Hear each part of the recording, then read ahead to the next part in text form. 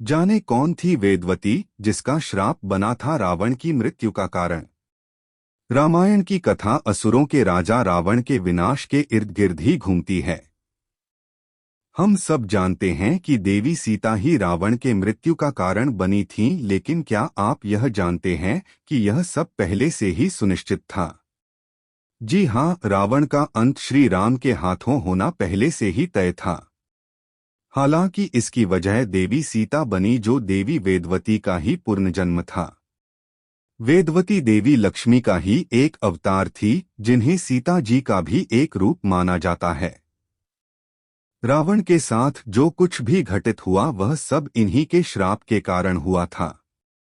चलिए जानते हैं आखिर क्यों देवी वेदवती ने रावण को श्राप दिया था, जिसके कारण उसकी मृत्यु हुई। एक कथा के अनुसार एक बार वेदवती नामक एक युवती वन में अपने ध्यान में लीन थी। वेदवती ब्रह्मऋषि कुशध्वज की पुत्री थी। कुशध्वज को बृहस्पति का पुत्र कहा जाता है।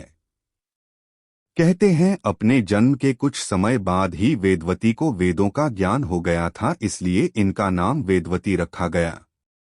वेदवती एक बहुत ही सुंदर कन्या थी, जो भगवान विष्णु की बहुत बड़ी भक्त थी।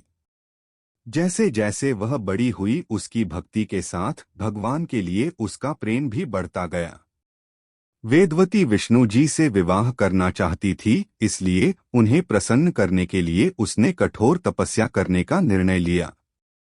वेदवती अपने इरादों की पक्की थी, वह निर्णय कर चुकी थी कि उसे विष्णु जी से ही विवाह करना है।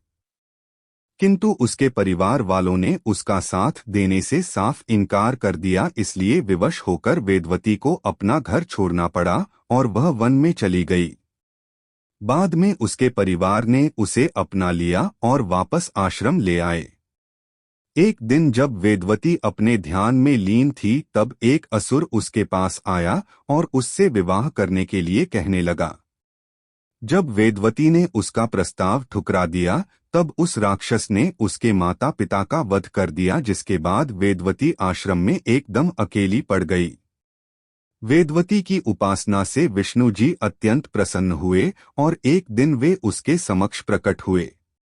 भगवान ने उससे इतनी कठोर तपस्या का कारण पूछा, तब वेदवती ने उन्हें बताया कि वह उन्हें पति के रूप में प्राप्त करना चाहती है। हालांकि विष्णु जी ने उसे बताया कि इस जन्म में यह मुमकिन नहीं है, लेकिन अगले जन्म में वह जरूर उनकी अर्धांगिनी बनेंगी।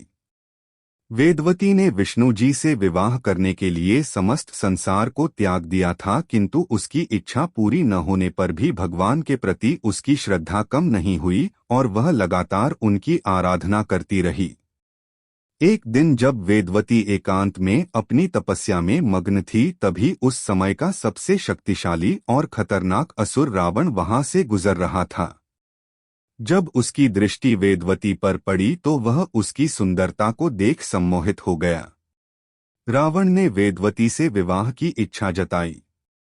जब उसने विवाह के लिए मना कर दिया, तब रावण वेदवती के केश पकड़कर उसे घसीटता हुआ ले जाने लगा। इस बात से क्रोधित होकर वेदवती ने अपने केश काट दिए, साथ ही उसकी पवित्रता को भंग करने की कोशिश करने पर उसने रावण को श्राप दिया कि एक दिन वह उसकी मृत्यु कारण बनेगी। बाद में स्वयं को रावण से बचाने के लिए वेदवती ने अग्नि में कूदकर खुद को भस्म कर लिया। चूंकि वेदवती का श्राप खाली नहीं जा सकता था, इसलिए उसने अपना अगला जन्म मिथिला नरेश राजा जनक की पुत्री देवी सीता के रूप में लिया। जैसा कि विष्णु जी ने वेदवती को वचन दिया था कि अगले जन्म में वे उसके पति बनेंगे, इसलिए देवी सीता का विवाह विष्णु जी के 7वें अवतार श्री राम के साथ हुआ। जब रावण ने छल से सीता जी का अपहरण किया था, तब श्री राम ने उसका वध करके अपनी पत्नी को छुड़ाया था।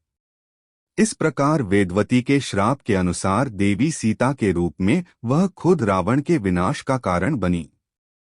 ऐसी ही मजेदार वीडियो देखने के लिए चैनल को सब्सक्राइब करें।